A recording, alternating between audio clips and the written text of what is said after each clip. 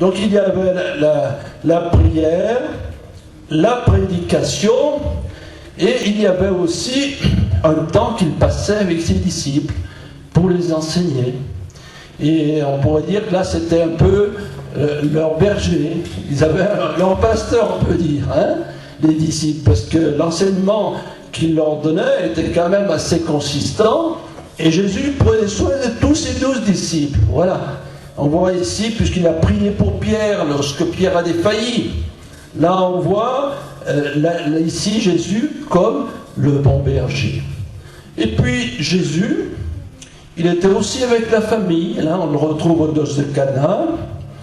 On le retrouve aussi quand sa mère Marie était à la croix et qu'il a dit à Jean de prendre soin de sa mère, qu'il avait de l'attention pour sa famille. Et Jésus, il avait aussi des amis. Voilà, on peut être spirituel et avoir des amis. Jésus, il avait Marthe, Marie et Lazare, qu'il aimait se retrouver avec eux. Donc on voit une grande harmonie dans sa vie spirituelle. Rien n'était laissé de côté. Et aussi, ce qui est extraordinaire, c'est que Jésus a parcouru tout le territoire d'Israël. Et pendant 3 ans et demi, il a prêché dans les grandes villes, il a prêché dans les villages. Rien n'a été laissé de côté. Jésus aussi a été ouvert à tous. Il a été lui-même vers les lépreux, vers ceux qui étaient rejetés de la société. Et Jésus a prié pour eux et ils ont été guéris. Voilà, les lépreux, Bartimée, tous ceux qui étaient là, on peut dire dans des situations extrêmes, ils étaient mendiants, ils pouvaient peut-être mourir à cause de leur infirmité et au fait qu'ils étaient mendiants. Jésus ne les a pas oubliés. Il n'a pas oublié la femme à la perte de sang. Il n'a pas oublié Marie de Magdala qu'il a délivré de 7 démons. On voit Jésus qui était, on peut dire, dans ceux qui sont exclus de la société. Jésus était aussi avec la foule. Il était avec la foule. Jésus était aussi avec ses disciples. Jésus a parlé aussi aux hommes religieux. Il n'a jamais refusé un homme religieux. Simon, le pharisien, l'a invité dans sa maison et il était là. Et puis, Jésus a parlé aussi aux grands, à Hérode et à Pilate. Et là, on voit la sagesse de Dieu, que cet évangile est adressé à tous et à toutes. Alléluia. Et aujourd'hui encore, l'évangile est annoncé à tous. Voilà cette bonne nouvelle pour chacune et chacun d'entre nous, dans la mesure où nous la recevons avec foi. Alors, déjà, je retiens déjà ces 3 choses importantes. Jésus qui prie, Jésus qui enseigne, et Jésus qui se tourne vers les malheureux. Alors, il y a un texte à ce sujet dans le prophète Michée, au chapitre 6 et au verset 8. Vous devez le connaître celui-là, je pense, ceux qui connaissent bien la Bible. Hein? Michée chapitre 6 et verset 8. On t'a fait connaître, ô homme, ce qui est bien, et ce que l'Éternel demande de toi, c'est que tu pratiques la justice, que tu aimes la miséricorde, et que tu marches humblement devant ton Dieu. Alors, il y a une question ici, que tu pratiques la justice, que tu sois droit, que tu sois intègre. Voilà, Seigneur, ce que tu pourrais nous dire aujourd'hui. Hein? Voilà, que tu sois vraiment quelqu'un qui marche d'une manière qui plaît aux hommes. On peut dire que tu pratiques la vérité, que tu dis la vérité, et que tu as une vie vraiment que tout le monde peut dire, eh bien celui-là, il est droit et il est honnête. Voilà. Que tu pratiques la miséricorde. Et le Seigneur nous demande que notre cœur, eh bien, soit un cœur aimant. La miséricorde, ça concerne d'aimer ceux qui sont malades, d'aimer ceux qui sont peut-être exclus, ceux qui sont dans la pauvreté, ceux qui sont dans la misère, ceux qui sont dans toutes sortes de problèmes. et même d'aimer ses ennemis et de prier pour eux. Voilà, le niveau est assez haut, n'est-ce pas? Eh bien, Jésus l'a fait, il a prié pour ses ennemis, hein? Et la miséricorde. Alors là, je crois qu'on a tous des progrès à faire. On a tendance à se replier sur ceux qu'on aime bien, et puis les autres, c'est pas qu'on les aime pas, mais on les aime pas vraiment. Voilà. Mais il faut que le Seigneur nous ouvre notre cœur. Dans le livre du prophète Ésaïe, il y a cette prophétie: élargis tes cordages, tes tentes. Voilà. Élargis les cordages de tes tentes. On pourrait dire: Seigneur, élargis mon cœur. Tu vois que je suis un peu étroit. Hein?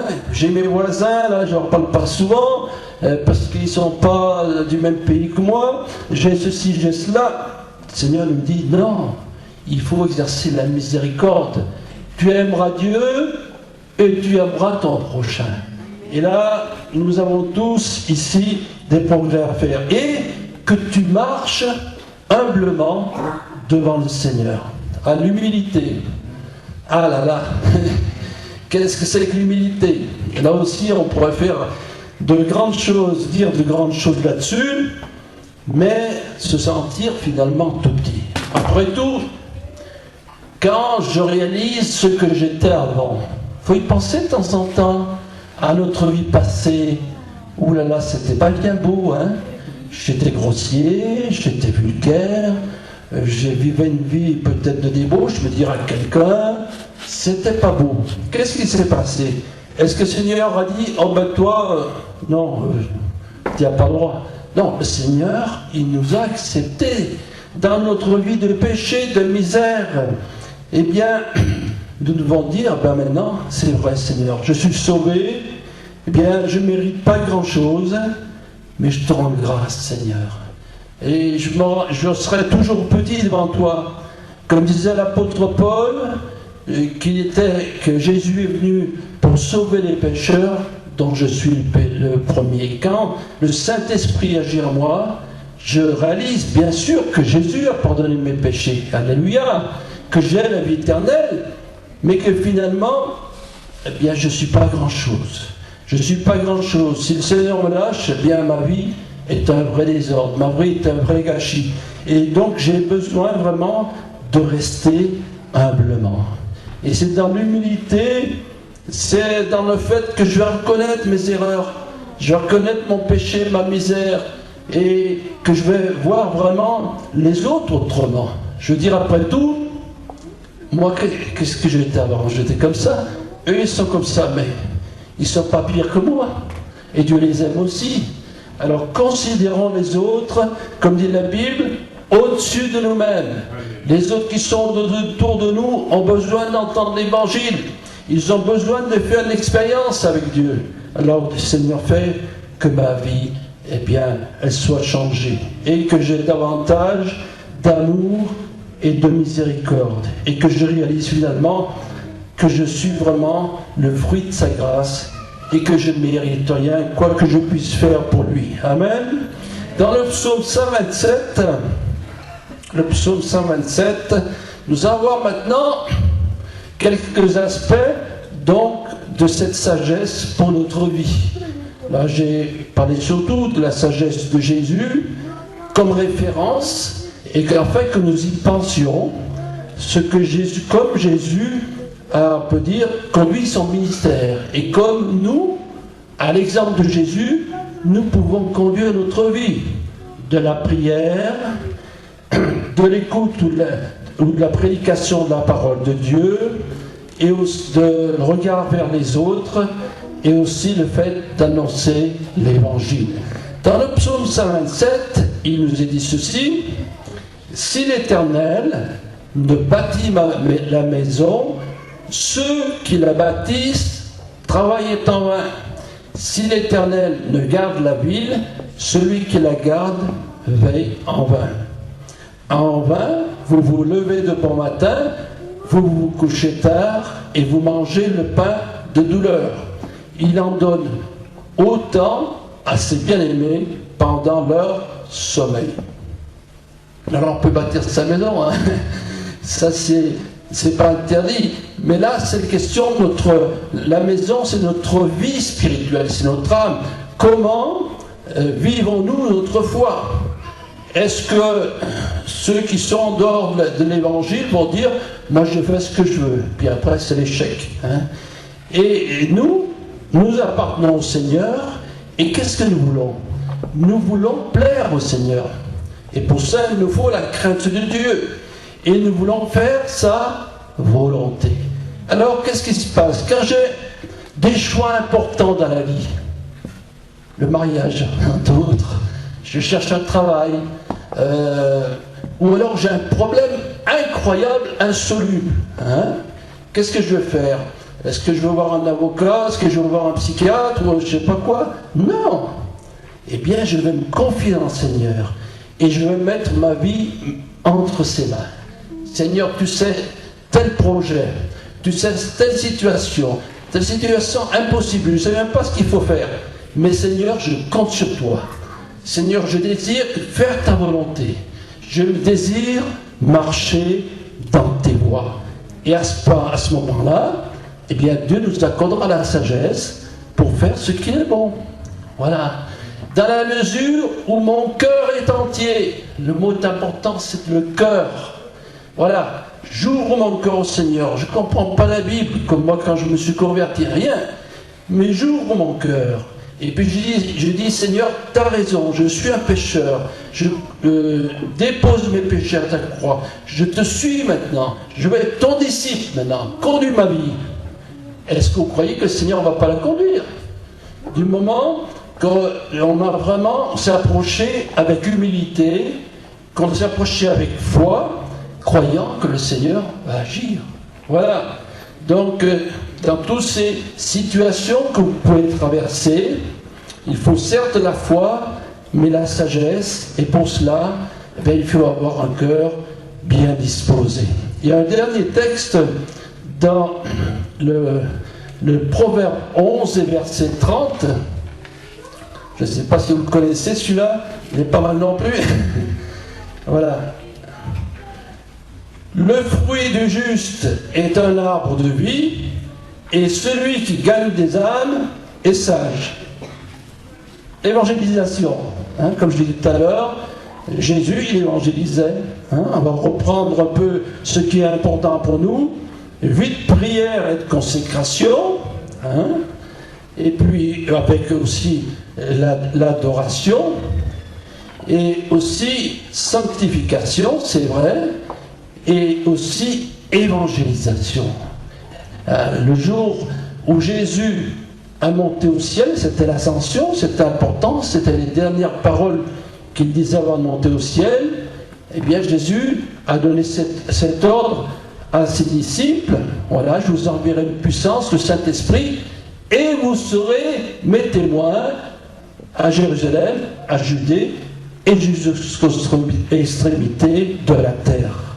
La sagesse de Dieu, elle est accomplie en Jésus-Christ, qui accomplit le salut merveilleux pour chaque être humain. Mais la sagesse de Dieu, c'est que nous soyons ses disciples.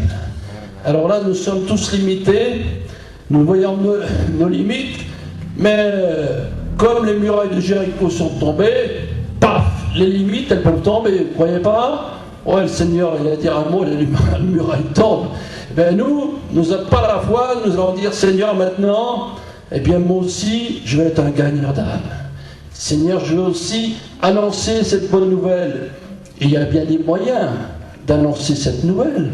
On témoigne aussi par le chant. On exprime nos témoignages par la parole. Et c'est très bien lorsqu'on peut parler à 2 personnes de l'autre foi. Bon, ces jours-ci, j'ai eu quelques personnes, j'étais invité chez quelqu'un qui n'avait pas la même religion que nous. Je les ai laissés parler, c'était long. Hein. Puis la personne me disait, mais vous dites rien? Je dis non, parce que l'homme soit prompt à écouter, là à parler, et alors se mettre en colère. Puis après je leur dis, vous êtes sauvés? Ah. Et puis il dit, moi je suis sauvé. Tac. Ça, c'est radical. Je vous dis, s'il y a des gens qui viennent chez vous, ça, vous dites simplement, vous êtes sauvés? Moi, je suis sauvé. Ils ne peuvent pas vous dire le contraire, parce que c'est le Saint-Esprit qui rend témoignage à notre esprit que nous sommes sauvés.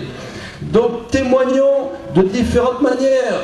Et mais si nous ne savons pas quoi faire, mettons des prospectus dans les boîtes, mais c'est important.